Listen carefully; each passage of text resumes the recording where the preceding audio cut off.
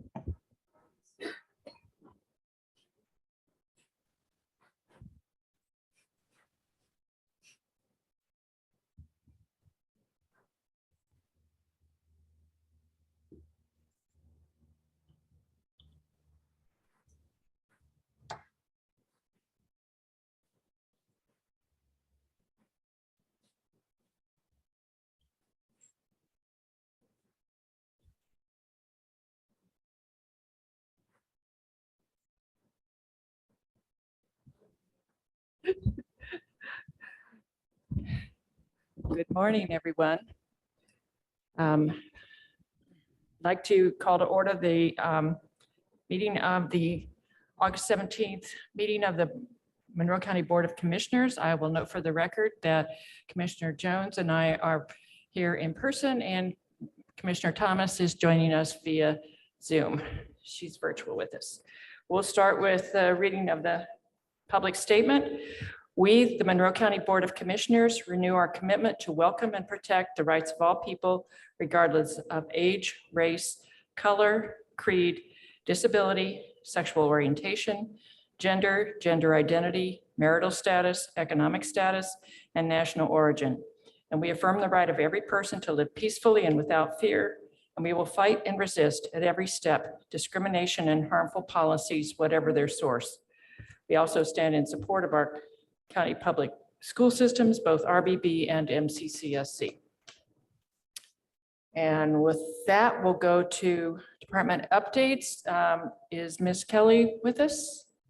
Oh, there she is in person. Hooray. Hello, good morning. We are still seeing a high rate of transmission of COVID. I would like to take a moment to remind the public that COVID-19 boosters can help to restore protection that has decreased over time. If you are eligible to receive a booster, please do so. It is so important to help keep our community healthy and thriving. The COVID-19 pandemic has taught us many valuable tools for dealing with public health emergencies. Many of the tools that apply with COVID also apply with monkeypox. This includes good hygiene practices, monitoring for symptoms if close contact occurs, isolation at the onset of fever or symptoms, and contacting your healthcare provider for testing needs and vaccination eligibility. Monkeypox vaccines are available to those at risk and in need. All adults at risk, regardless of gender, are eligible for vaccination. The CDC defines high risk as those who are known contacts to someone with monkeypox, those who are immunocompromised, or those living with HIV. Positive Link on Miller Drive here in Bloomington is hosting vaccination clinics for high-risk populations on Tuesdays from 4:30 to 7 p.m. I was very excited to be able to share that news. Please call 812-353-3219 for more information or to schedule an appointment.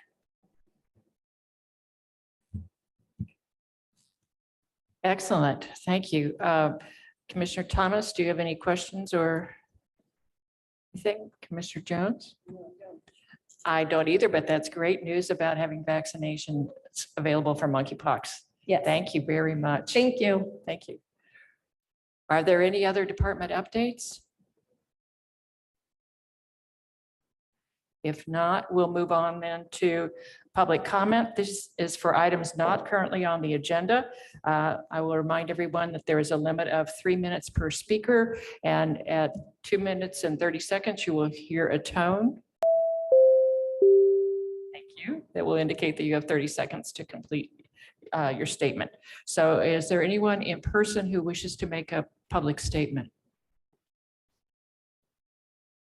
Is there anyone online? If so, please raise your hand.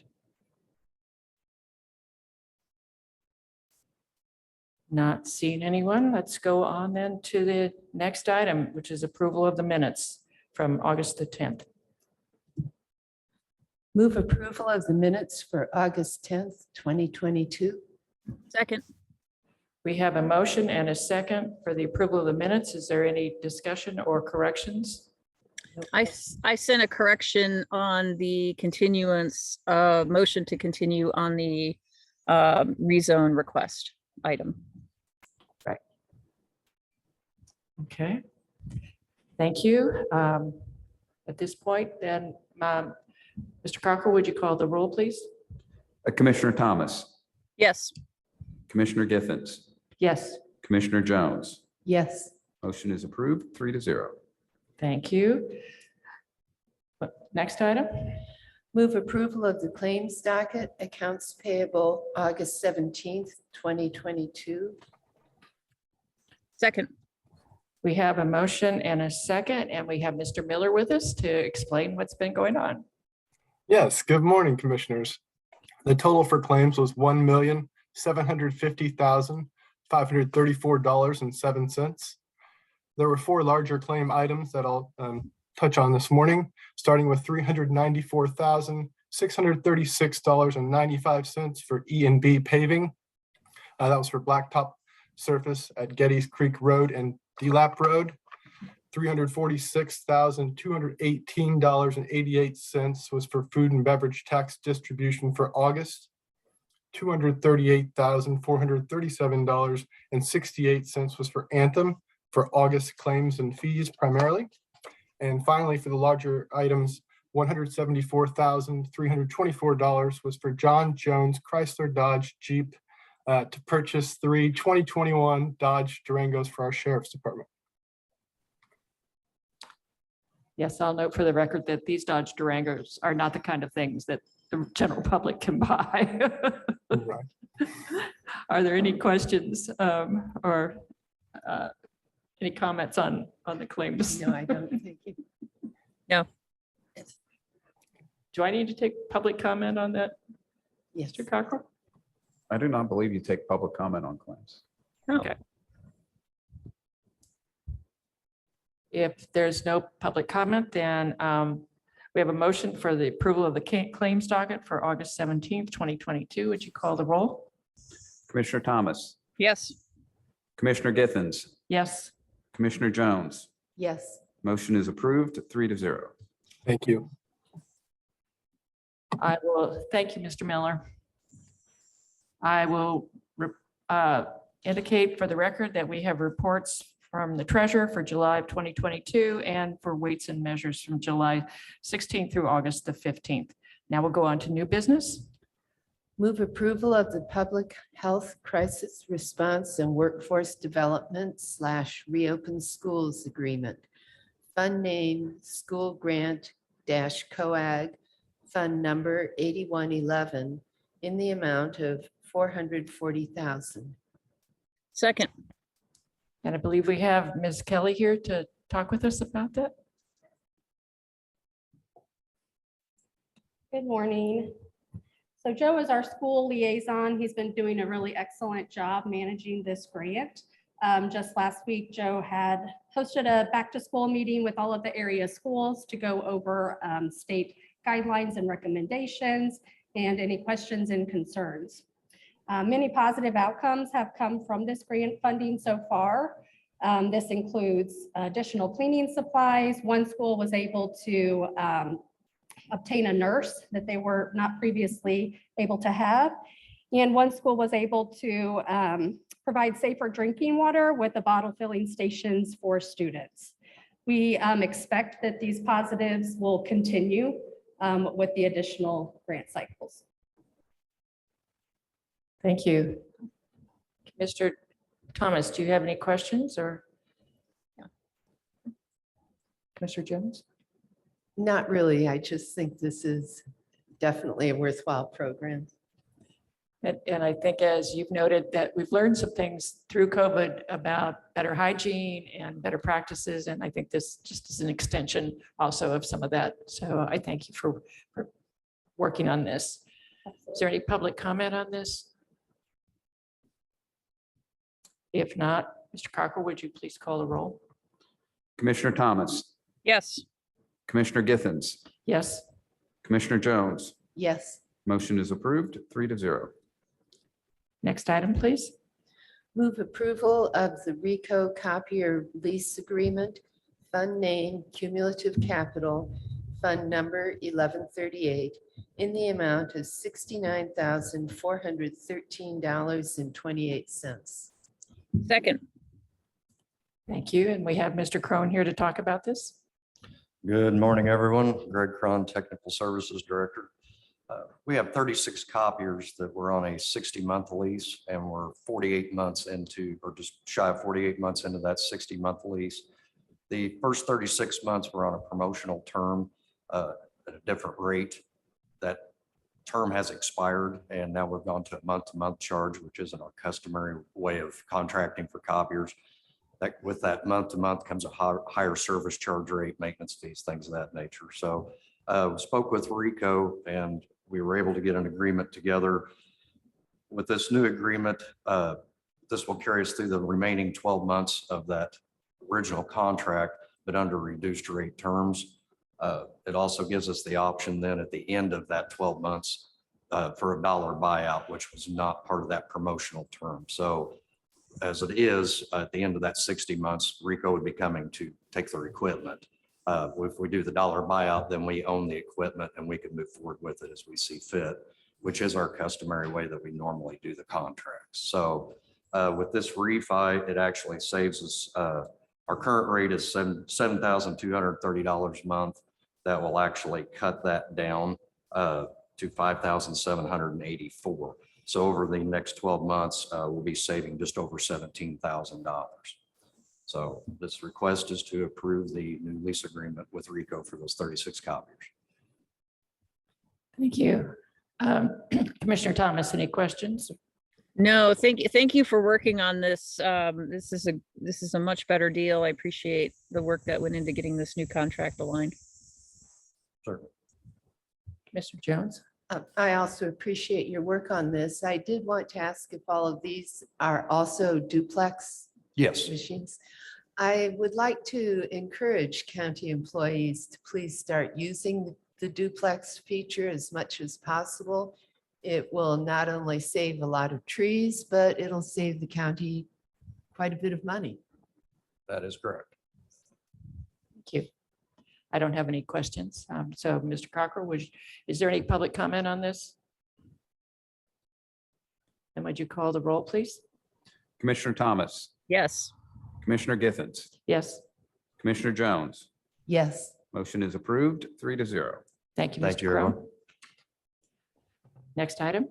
Move approval of First Appraisal Group appraisal of the Convention Center, fund name and fund number to be determined in the amount of $15,000. Second.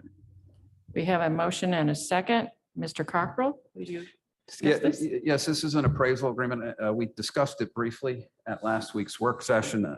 While it is for the convention center, it is also for all the areas that we bought around the convention center in anticipation of a convention center expansion. So it would include essentially everything the county owns between Walnut and Morton Street from the east and west, and from the north, 3rd Street and south 2nd Street. So I think we sent them about 16 or 15 different parcel numbers, which are things we own. Now, not all those will get we've asked for a value on a parcel by parcel basis as well as the total. Not all those will get parcels because some of them are alleys that have been extinguished and things like that, and they're just not big enough to really put a value on, but they would be incorporated within one of the neighboring parcels. So this is the agreement for that work. Very good. Commissioner Thomas? No, thank you for putting this together. Yes, thank you. I think it's important that as we enter into negotiations with the city about this, that we know exactly what our position is and have all the information we need. Yes, I really appreciate moving quickly on this. Thank you. Is there any public comment on this item? Seeing none, Mr. Cockrell, would you please call the roll? Commissioner Thomas, Yes, Commissioner Githens, Yes, Commissioner Jones. Yes, Motion is approved, 3-0. thank you. Next item. move approval of Hallmark Rentals and Management, Inc. Property Management Agreement. Amount 7% of the rental income. second. Thank you. We have a motion and a second. Again, Mr. Cockrell? Yes, this is a carbon copy, almost continuation of our current agreement with Hallmark Rentals. They've been working with our convention center management company for the lease of those parcels that we are not currently using for our convention center use. The one notable exception to what we had included in the first round of this agreement was the Napa building, which, as everyone's aware, that we have kind of taken that out of that, and we are utilizing that, or utilizing that at least for this year for our election purposes. So that payment we made for that use would not have gone through Hallmark Rentals. It would have been outside that. I think the other thing I wanted to point out, but I am trouble locating it, is that this is for a number of years. However, I think we have the right to pull out of the agreement with a certain amount of notice. I think it's 30 days. I just can't pull it up right now. So kind of this going hand in hand with the previous one kind of gives some context for that purpose. I believe that it says 60 days. Yeah. On page 66 of the packet. So Commissioner Thomas, do you have any questions? Nope, thank you for putting this together. No, Commissioner I Jones? don't. Thank you. I don't have any questions. Is there any public comment on this? Seeing none. Mr. Cockrell, would you please call the roll? Commissioner Thomas, Yes, Commissioner Githens, Yes, Commissioner Jones. Yes, Motion is approved, 3-0. next item. move approval of resolution 2022-22 issuance of GO bonds. second. We have a motion and a second. Again, Mr. Cockrell. Yeah, this is the first step in our attainment of general obligation bonds. This is for an amount that is $3,100,000, which is the same amount as we had the previous 2 years. This is for various projects for our buildings, and I think the Exhibit A and also on the cover sheet of the agenda request highlights what the projects are included in that. At this point, those projects cost estimates are over 5 million. So I think that there are some projects on this list that probably are not going to be achievable.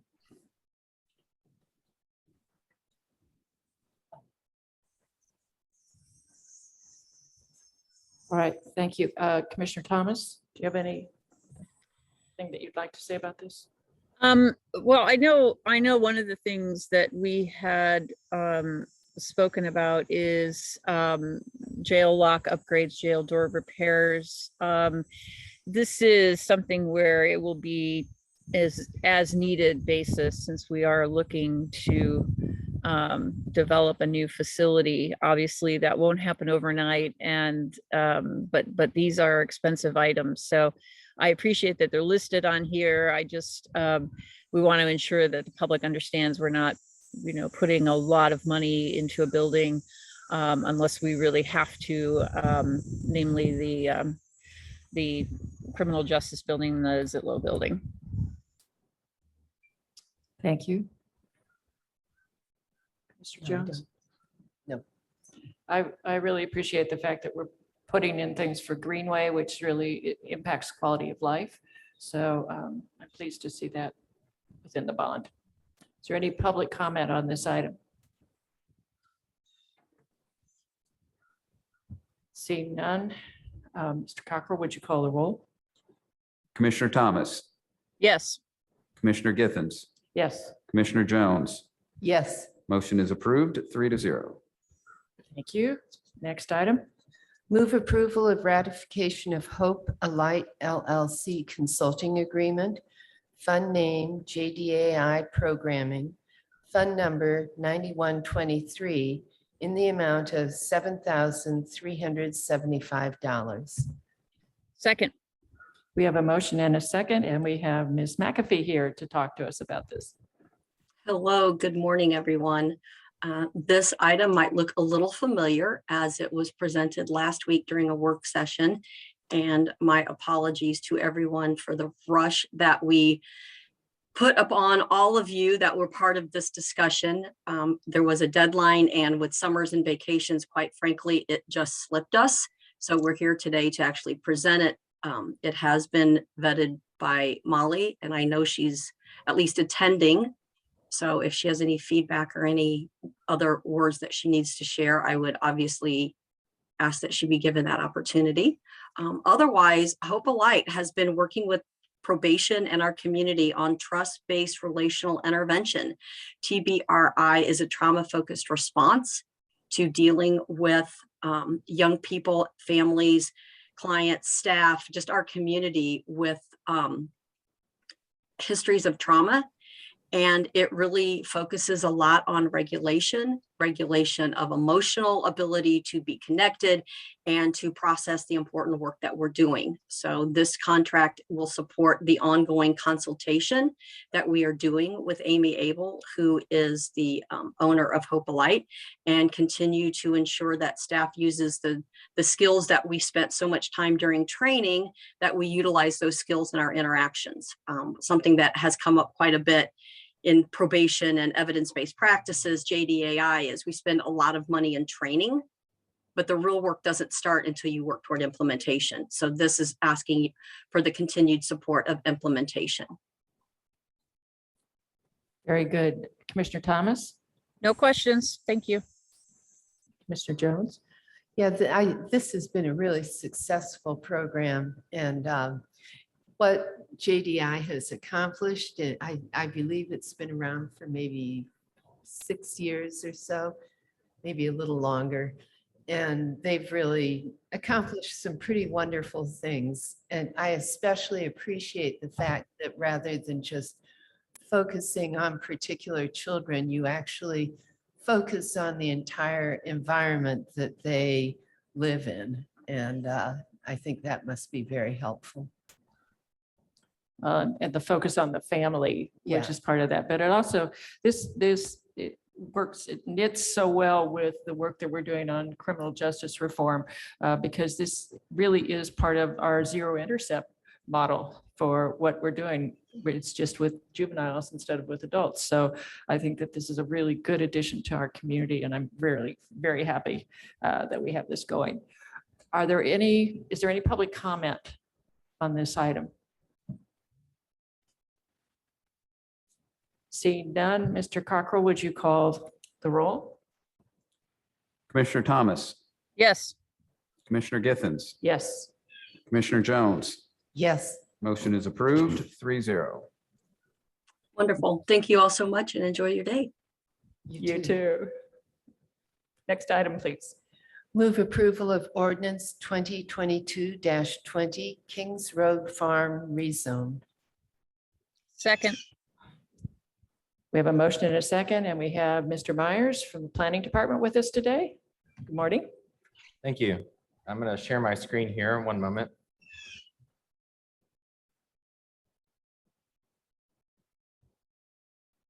All right.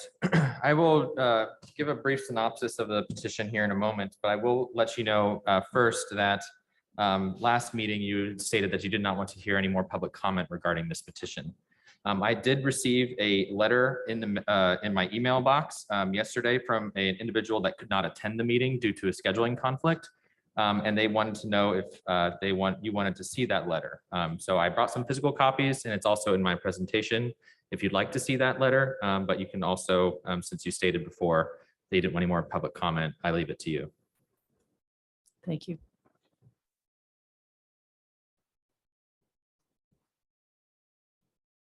Okay, so I'll go ahead and do this brief summary. This is the Kings Road Farm rezone from RE 2.5 to Ag RR. It's at 5577 East Kings Road. And it is in Benton Township, section 31. It's 19.12 acres. The request is to rezone the property from RE 2.5 to Ag RR with the intent to establish a tourist home / cabin use on the property.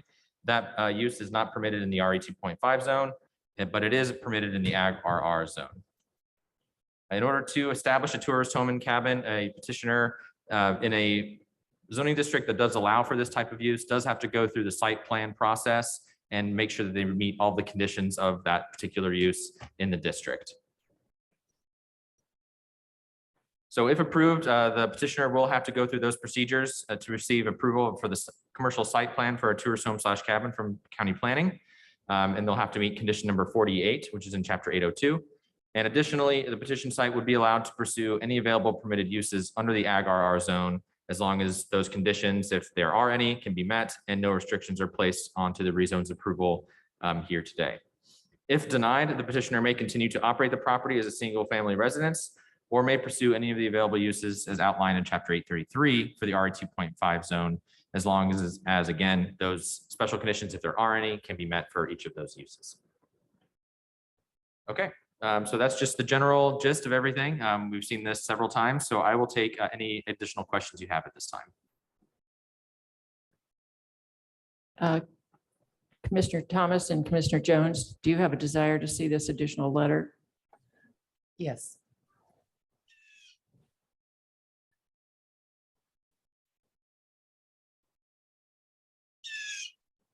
Let me scroll through to that letter so I can put it on screen. One moment.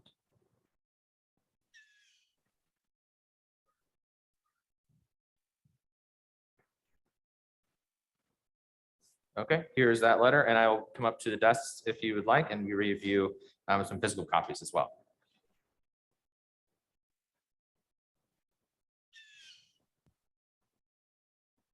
Thank you.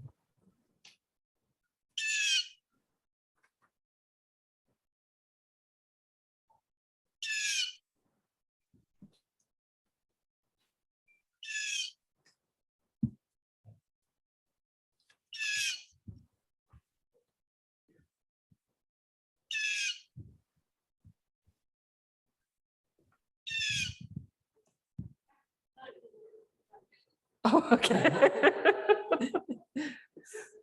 We're hearing a bird for anybody that doesn't know it's, yes.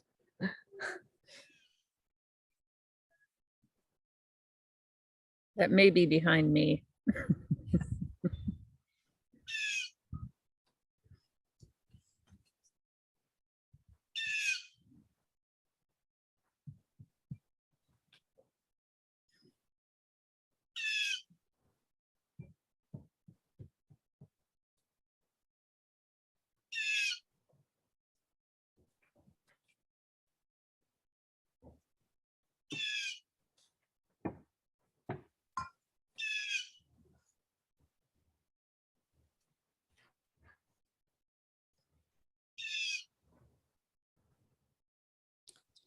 Commissioner Thomas, do you have anything that you would like to say at this point?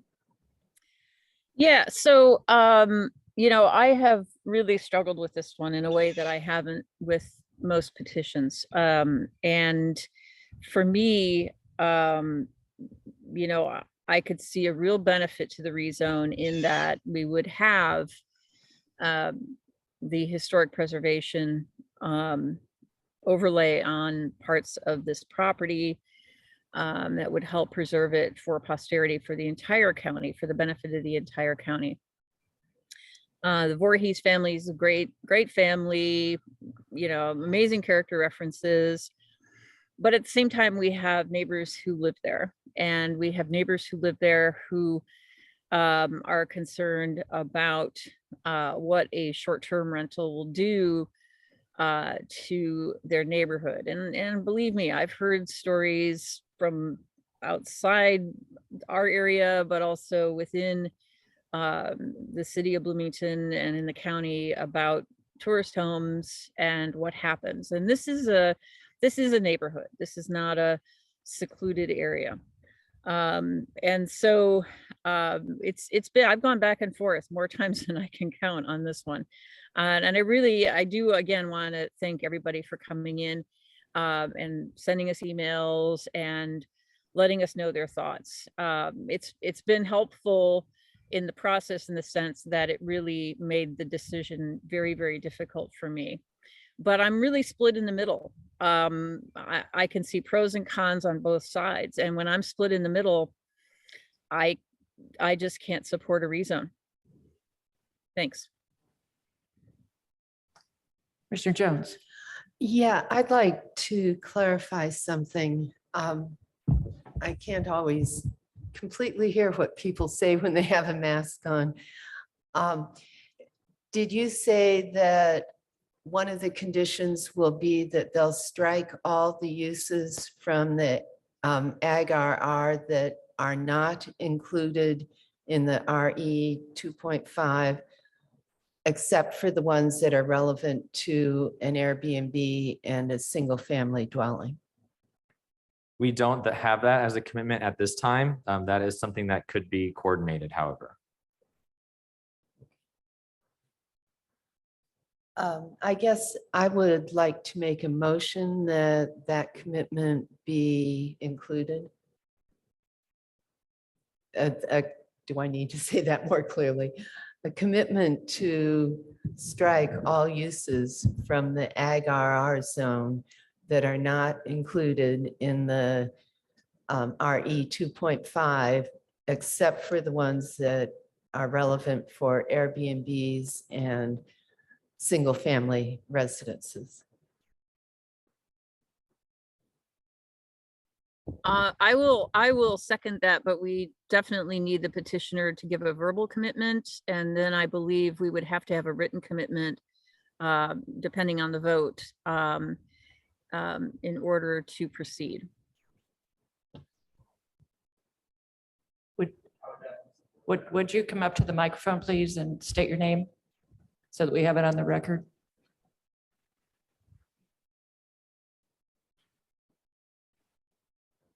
Jason Voorhees, I'm the petitioner, and you may recall, I don't know if you received my email earlier after the meeting last week, but that was definitely a condition that I asked for to see if that could help alleviate some of the concerns that we just limit the uses of the Ag RR to the overlapping uses with RE 2.5 in addition, but also including the allowable uses of vacation rental cabin. And I would support that wholeheartedly. That would accomplish my goals. Thank you. Thank you. I have a question about this for council or for planning.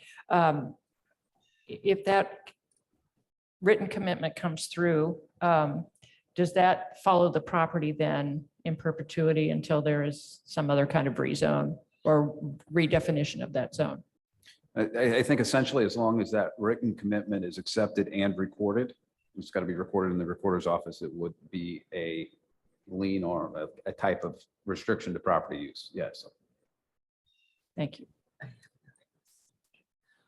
I would just like to know if the property were to be resold, what sort of process would it take to change those uses? If the property were to be sold to a different party under all these conditions and the rezone. So if they wanted to use any of those other uses that are available in the Ag RR zone after the recording of this commitment, I'm not sure how the course would proceed with that.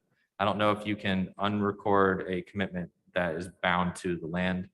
I'm not sure. I would. It defer would have to legal. go through some kind of process. I don't know if it's exactly the rezone process again, but it would have to go through some kind of process and the county would have to make an affirmative allowance out of that commitment. Thank you. Commissioner Thomas, your hand is up. Yeah, I think this is unfortunate that we're getting these offers and having this discussion so late in the process. I just, I wonder, what would the neighbors think if this had been offered earlier and this was on the table?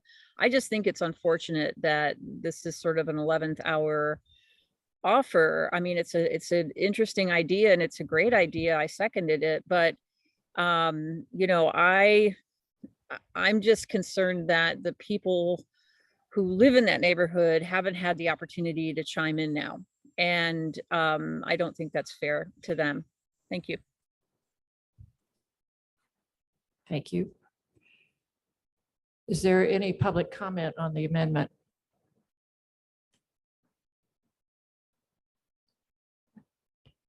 I can't see on TSD if there are any attendees that want to speak. Thank you. Seeing none, Mr. Cockrell, would you call the roll on the amendment, please? Commissioner Thomas, Yes. Commissioner Githens, No? Commissioner Jones, Yes. motion is approved 2-1. Motion to amend is approved. Thank you. I'm going to say that this has been really something that I've gone back and forth on, and it is definitely, since I've been a commissioner, the hardest rezone that we've had to review. I have chatted with Ms. Sunderman and read her emails. And I must say that I don't think that whether or not there's an Airbnb there will determine whether or not a fire pit is used. Long-term rentals or any other property owner would also be doing the same thing. But I also am very, very concerned with what we heard from the neighbors about traffic in and out, about the inability to control large parties. And so I am not really in favor of this rezone at this point because of listening to the nearby property owners. So is there any other discussion from anyone else? Yeah, I just want to say, well, repeat that, yes, this has been one of the most difficult rezones that I've encountered going back a number of years to when I was first on the Plan Commission. The neighbors and the community seem to be rather evenly split on whether they want to see this happen or not. Mr. Voorhees and his wife have made a number of commitments, and I'm not, some of them are actually legal commitments. They have said that they will not rent to anyone without first looking at the recommendation or the how they've been rated by Airbnb, which I believe they will do. I believe they do really care about this property and want to see it well taken care of. At the same time, generally, I'm very inclined to be swayed by how neighbors feel. In this case, that's a little hard to really grab onto because there seems to be such a split in how the neighbors are feeling about this. I believe that I will be supportive of this. I think the fire issue, I completely understand, but the county does have ordinances about outdoor fires. And I believe as long as, if there are problems, the sheriff should be called and they'll look into it. When it comes to parties, well, should the Voorhees live there again, I believe they have 3 daughters who will eventually become teenagers, and those daughters might decide to party. Their parents might even leave them there alone at times, and they could really party. At least I seem to remember that kind of thing from when I was a youth. And also, I think that 3 teenage girls could cause an awful lot of extra traffic all on their own. So I'm not really sure that those are valid concerns. I do really like the fact that that one of the conditions will be that it become an historic property. This is a property that really should be preserved.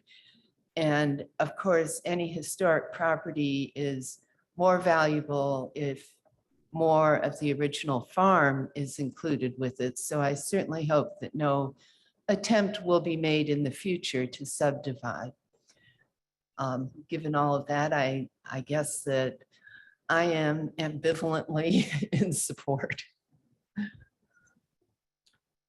Commissioner Thomas, do you have anything else? No, thank you.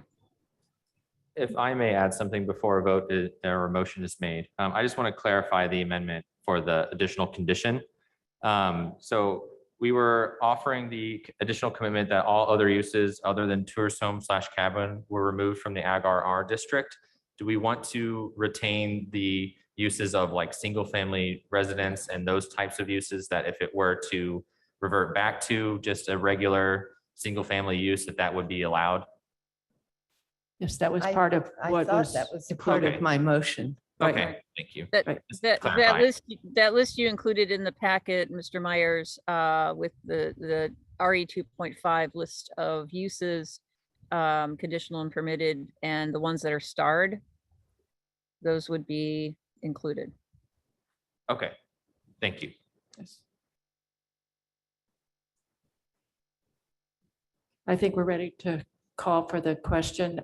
We've said that we won't take any other, That's not really fair. We yeah, have to we've, let- we've said that we won't take any other comment on the actual petition. So you ready for the roll call? I think so, yes. Commissioner Thomas, No, Commissioner Githens, No, Commissioner Jones. Yes, Motion is denied. 2 votes against to 1 for. thank you. We have no appointments for today. I will remind everyone that Hoosier Hills Food Bank is sponsoring Fresh Food Fridays. So if you're in need of food, you can pick up a free box or boxes of non-perishable food at 2333 West Industrial Park Drive in Bloomington. If you need more information, you can call 812-334-8374. And their next drive-through is a week from Friday on August the 26th. And I believe they also now have scheduled one for September. We'll make announcements on that when it gets closer. Free COVID testing is still available at the Monroe County Health Department, 119 West 7th Street, and at the Monroe County Public Health Clinic located at 333 East Miller Drive. We are still accepting applications for our boards and commissions. You can go to www.co.monroe.indus.us for more information. We have upcoming blood drives that are being done in conjunction or at IB Tech. The next one is Wednesday, October 24th, a week from today, from 1 to 7. And Thursday, Thursday, August the 25th, from 1 to 7. And then in September, on Tuesday, the 6th, right after Labor Day, from 1 to 6, and Friday, September the 9th, from 10 until 3. These things are also listed in our minutes at the Board of Commissioners page on our website. You can sign up for our Monroe County Alert Notification System for all weather and health-related emergencies and updates. Again, you can do that at www.co.monroe.in.us. And I want to let folks know that we will not be meeting next week. The next Board of Commissioners meeting is in 2 weeks on August the 31st. Commissioner Thomas, do you have anything else to add? I do not. Thank you. Thank you. Commissioner Jones? No, I don't. We have several things on our work, or well, a couple of things anyway, on our work agenda. So how about if we reconvene at 11 to go over those things? Does that work? Thank you, everyone. This meeting is adjourned. Thank you. Thank you.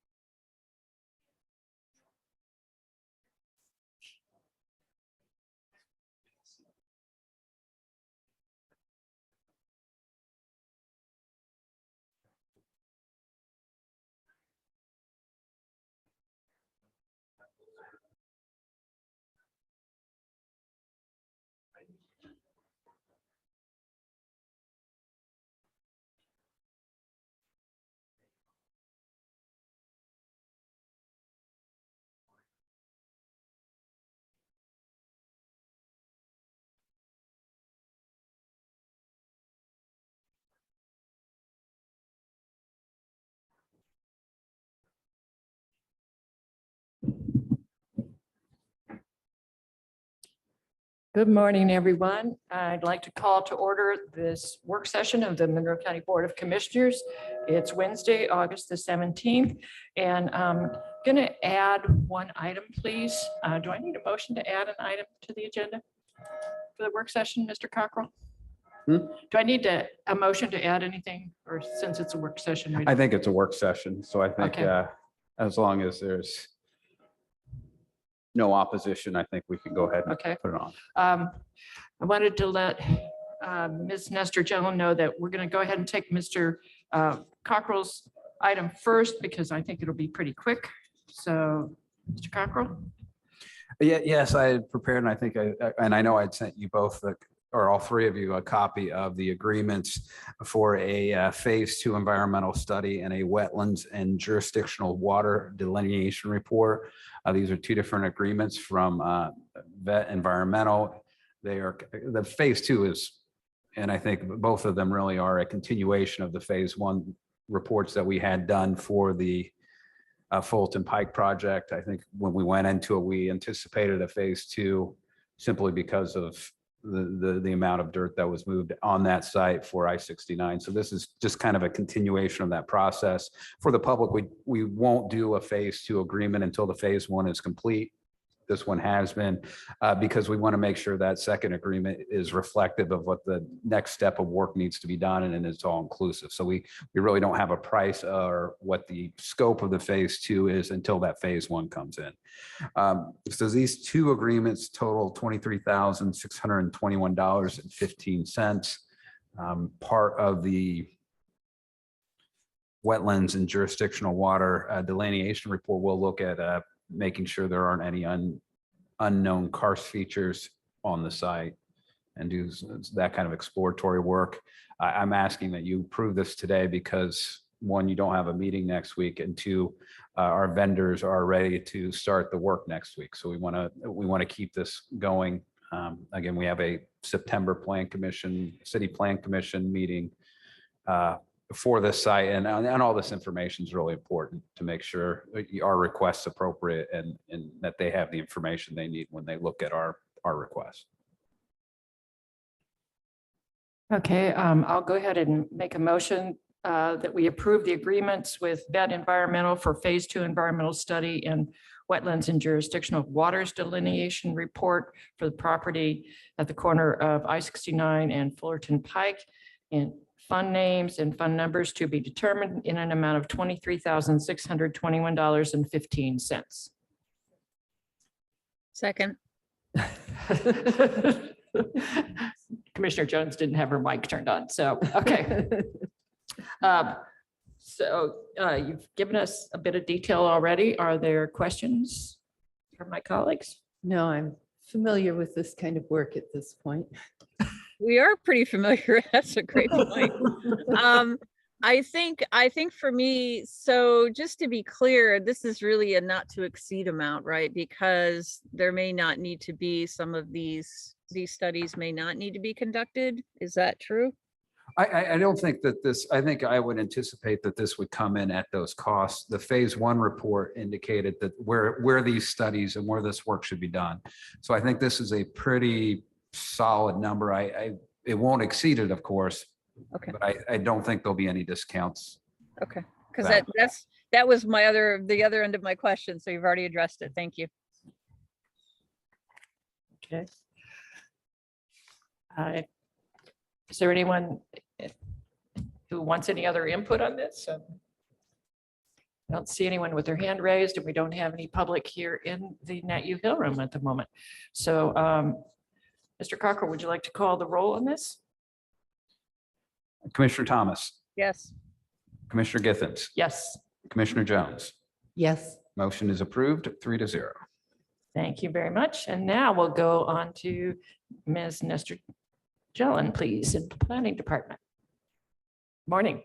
Good morning, Commissioners. I'm going to go ahead and share my screen. So just wanted to bring to you at the work session first 2 text amendments. I'll go through the first one with you briefly, and then if you have any questions, you can let me know. This is ordinance 2022-27. This is an amendment to chapter 801 definitions. And this may look familiar. We brought this to you a few months ago, but we made a few changes to this to make it even more improved so that it matches what Chapter 815 is stating in terms of certification of plot plans. So the changes are, from the last time you've reviewed this, we added a plot plan certified, and then we separated out plot plan and plot plan certified, and we separated out site plan and certified site plan. And then we also just made it very clear about where to go to find those certification requirements to go to Chapter 815. So we're hoping that this is fairly straightforward, that people will look at this definition, be able to understand the terminology, and then go into Chapter 815 where they'll find even more information. So do you have any questions about this first text amendment? Commissioner Thomas, Commissioner Jones? No questions. No, not really. I know that there have been problems because of these terms, and hopefully this will straighten everything out. So this is just making it consistent across the two different chapters, correct? Correct. Yes. Excellent. Yes. Thank Okay. you. That seems pretty straightforward. Okay, so And- I will and if go I- on. I'm go sorry, ahead. if I might just, it's useful to hear the plan commission vote on this. Yes, so this did go to the Plan Commission. Let me just go ahead and go to the certification page here.